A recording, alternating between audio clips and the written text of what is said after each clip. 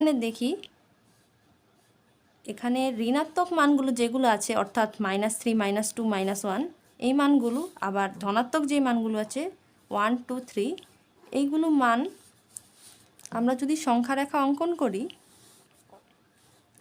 0 1 2 3 বাম পাশে -1 -2 -3 এইভাবে অনেকগুলো বিদ্যমান আমরা কয়েকটা লিখলাম। তো সংখ্যা রেখায় অসীম সংখ্যক সংখ্যা থাকে, তো এইগুলোর মধ্যে আমরা তো কোনো লিমিট যেহেতু বলা নেই, তো একইভাবে এ সেটের মতো বি সেটও একটি অসীম সেট হবে, কারণ এই সংখ্যাগুলোর কোনো সীমা বা লিমিট নেই। একইভাবে সি সেটটি দেখি আমরা, এক্স এরূপ যেন এক্স বাস্তব সংখ্যার সেট। তো বাস্তব সংখ্যা কি? বাস্তব সংখ্যা হলো আমরা আমাদের ক্লাস 1 থেকে ক্লাস 10 পর্যন্ত যেগুলোই সংখ্যাগুলো দেখছি ওই সংখ্যাগুলোই বাস্তব সংখ্যার সেট, অর্থাৎ যে সংখ্যাগুলো গণনাযোগ্য, নর্মালি গণনাযোগ্য, ওইগুলো বাস্তব সংখ্যার সেট। বাস্তব সংখ্যার সেটের মধ্যে ন্যাচারাল নাম্বার n অর্থাৎ স্বাভাবিক সংখ্যা, পূর্ণ সংখ্যার সেট z, মূলদ সংখ্যার সেট q এবং অন্যান্য যে সকল সংখ্যা থাকে, তো আমরা ধরে নিই এই তিনটা অবশ্যই থাকবে। তো এইগুলো নিয়ে যে সংখ্যাগুলো আছে, আবার অমূলদ সংখ্যাও আছে q ড্যাশ, অমূলদ সংখ্যা। তো এইগুলো সবগুলো একসাথে একটা সেট, যদি সবগুলো একসাথে নিয়ে যদি আমরা একটা সেট গঠন করি ওইটা হবে বাস্তব সংখ্যার সেট। তো বাস্তব সংখ্যার সেট কোনোভাবেই গণনাযোগ্য না, কারণ বাস্তব সংখ্যার সেট অনেকগুলো সেটের একটা জোড়। তো এই সেটটা কোনোভাবেই গণনা করতে শেষ করতে পারি না যদি না আমাদের লিমিট বা সীমা বলা থাকে। তো সি সেটটিও একইভাবে গণনাযোগ্য হবে না।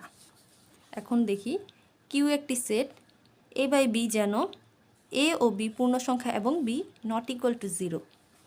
তো কিউ সেটটা হচ্ছে, আমরা যদি একটু ভালো করে দেখি, এটা মূলদ সংখ্যার সেটকে সংজ্ঞায়িত করে, অর্থাৎ এ বাই বি, এ ও বি পূর্ণ সংখ্যা অর্থাৎ এ ও বি উভয় পূর্ণ সংখ্যা, অর্থাৎ এ অথবা বি যে কোনো একটা ভগ্নাংশ হতে পারবে না, এবং বি নট ইকুয়াল টু 0। কারণ বি এর মান যদি আমরা শূন্য হয়ে যায়, তাহলে এই জিনিসটাকে আমরা কোনোভাবেই সংজ্ঞায়িত করতে পারি না, অর্থাৎ বি এর মান শূন্য হলে পুরো সেটটাই অসংজ্ঞায়িত হয়ে যায়, কোনো সংখ্যাকে শূন্য দ্বারা ভাগ করা যায় না। তাহলে কিউ সেটটিও একটা অসীম সেট হবে। কারণ কি? কারণ হচ্ছে এখানে বলা আছে শুধু এ ও বি পূর্ণ সংখ্যা এবং বি নট ইকুয়াল টু 0।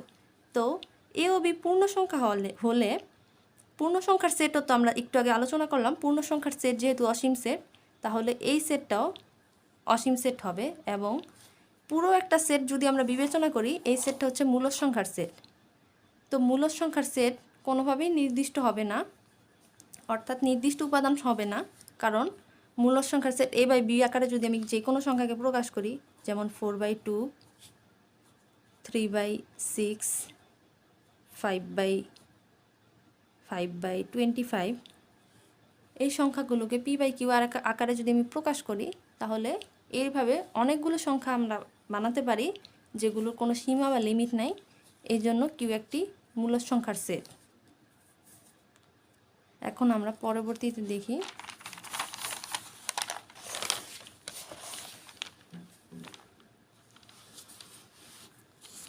ফাঁকা সেট।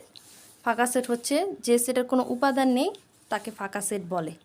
একে আমরা এইভাবে অর্থাৎ সেকেন্ড ব্র্যাকেট অথবা এইভাবে প্রকাশ করি। তো আমি ফাঁকা সেট সম্পর্কে একটু ধারণা দিয়েছিলাম, যে সেটের কোনো উপাদান থাকবে না তাকে ফাঁকা সেট বলে। অর্থাৎ আমরা যদি চিন্তা করি, যেমন এখানে আমি কয়েকটা উদাহরণ চিন্তা করি, একটি বালিকা বিদ্যালয়ে 3 জন ছাত্রের set.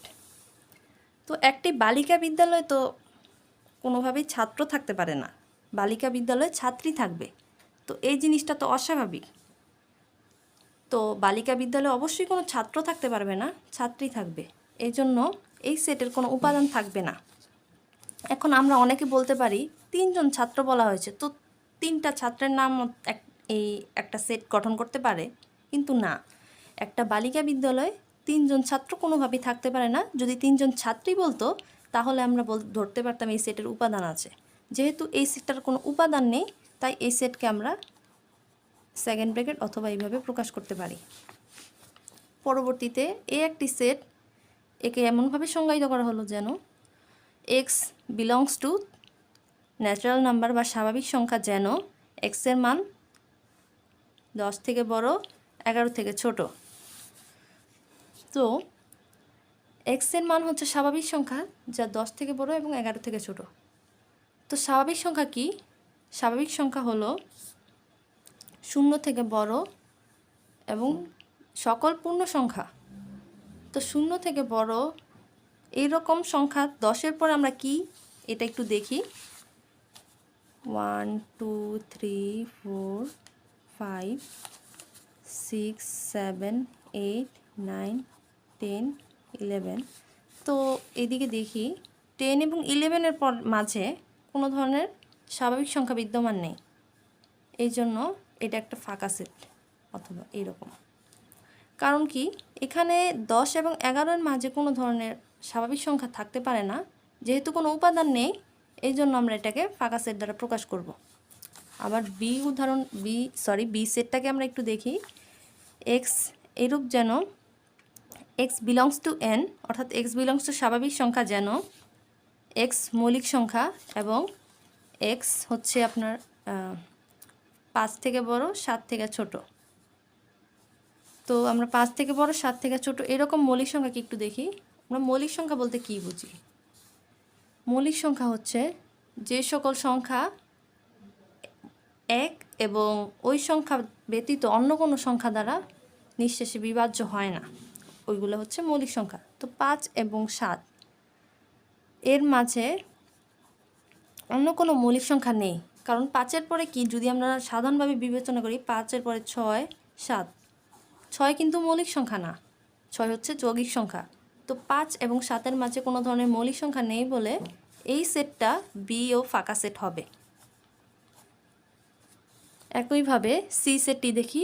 X belongs to Z, অর্থাৎ এক্স একটি পূর্ণ সংখ্যার সেট যেন এক্স ধনাত্মক সংখ্যা এবং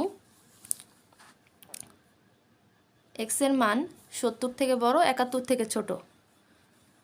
তো এক্স একটি পূর্ণ সংখ্যার সেট, পূর্ণ সংখ্যার সেটে 70 থেকে বড়, 71 থেকে ছোট এরকম কোনো ধরনের পূর্ণ সংখ্যা কি আছে? আমরা যদি একটু দেখি, যেহেতু ধনাত্মক বলেছে তাহলে ধনাত্মক পূর্ণ সংখ্যা হবে। তো 70 থেকে বড়, 71 থেকে ছোট এরকম কোনো পূর্ণ সংখ্যা আছে? নেই, কারণ 70-এর পরে 71, তারপর 72। যেহেতু 70 এবং 71-এর মাঝে কোনো ধরনের পূর্ণ সংখ্যা নেই, অর্থাৎ ধনাত্মক পূর্ণ সংখ্যা নেই, তাই সি এর মানটাও হবে ফাঁকা সেট। আমরা যে কোনো একটা লিখব, আমি দেখানোর জন্য আপনাদেরকে দুইটা দেখাচ্ছি, আপনারা যে কোনো একটা লিখবেন, দুইটা একসাথে লিখবেন না।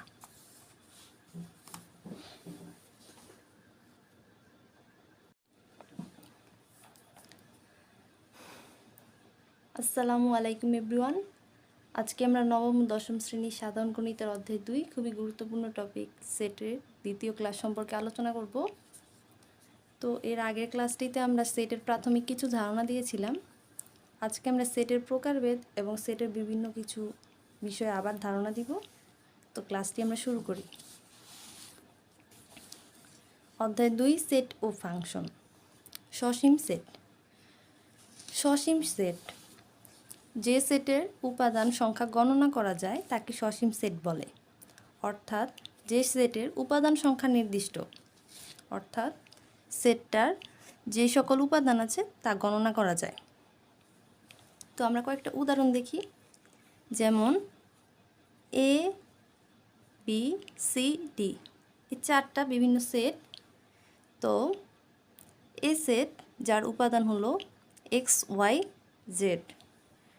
তো এক্স ওয়াই জেড 3টি উপাদান, কারণ এ সেটটির মধ্যে আমরা শুধুমাত্র এক্স ওয়াই জেড ছাড়া অন্য কোনো উপাদান দেখতে পাচ্ছি না যা নির্দিষ্ট।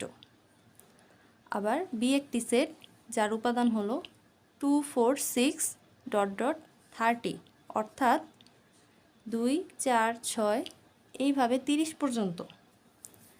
তো এই সেটটারও উপাদান সংখ্যা নির্দিষ্ট, কারণ এই সেটের শেষ মানটা হচ্ছে 30।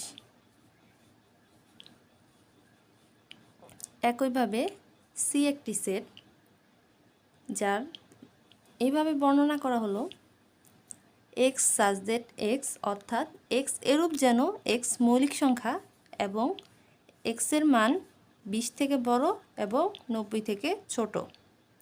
তো 20 থেকে বড় এবং 90 থেকে ছোট এই মানগুলো আমরা লিখতে থাকি, যেগুলো মৌলিক সংখ্যা।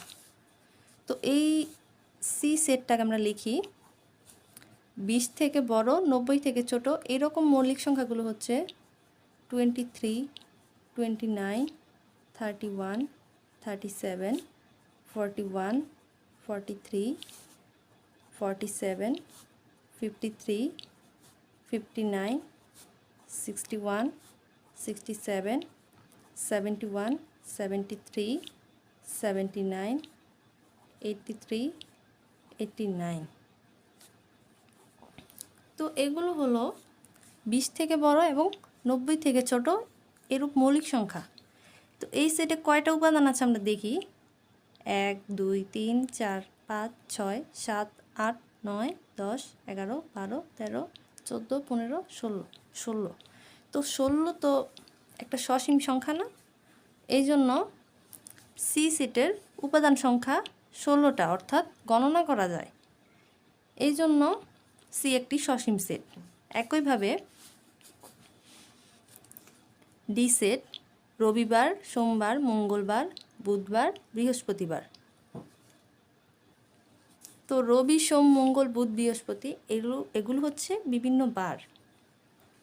1, 2, 3, 4, 5 5টি বারের কথা উল্লেখ করা আছে।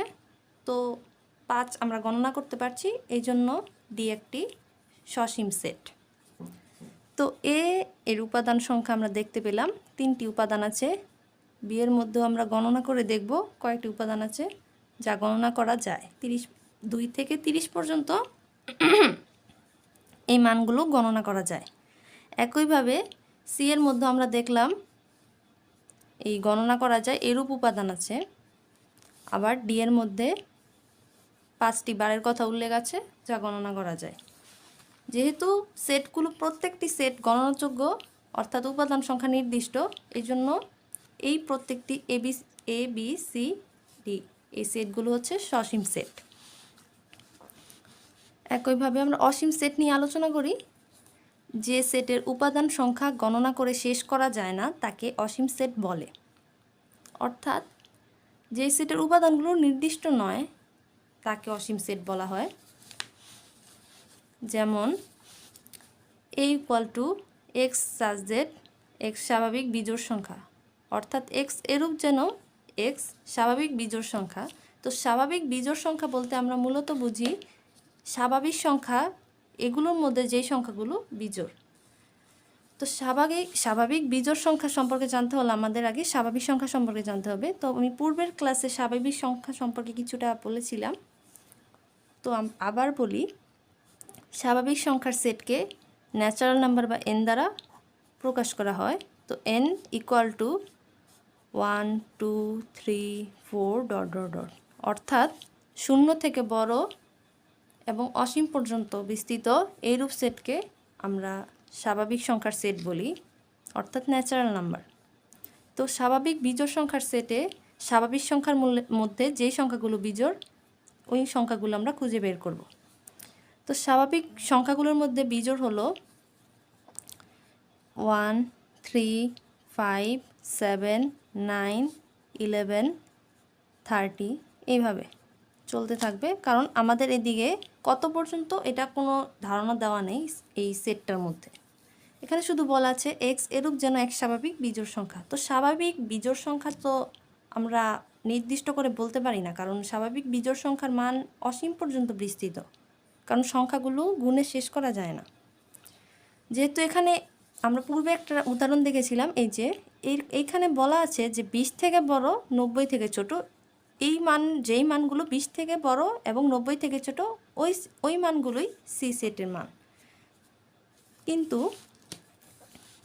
এই সেটের মধ্যে এরকম কিছু বলা নেই। শুধু বলা আছে এক্স স্বাভাবিক বিজোড় সংখ্যা। তাহলে আমরা স্বাভাবিক বিজোড় সংখ্যা কত পর্যন্ত নিব এটা জানি না বলে এই সেটটা একটা অসীম সেট, কারণ ন্যাচারাল নাম্বার একটি অসীম সেট বা স্বাভাবিক সংখ্যা।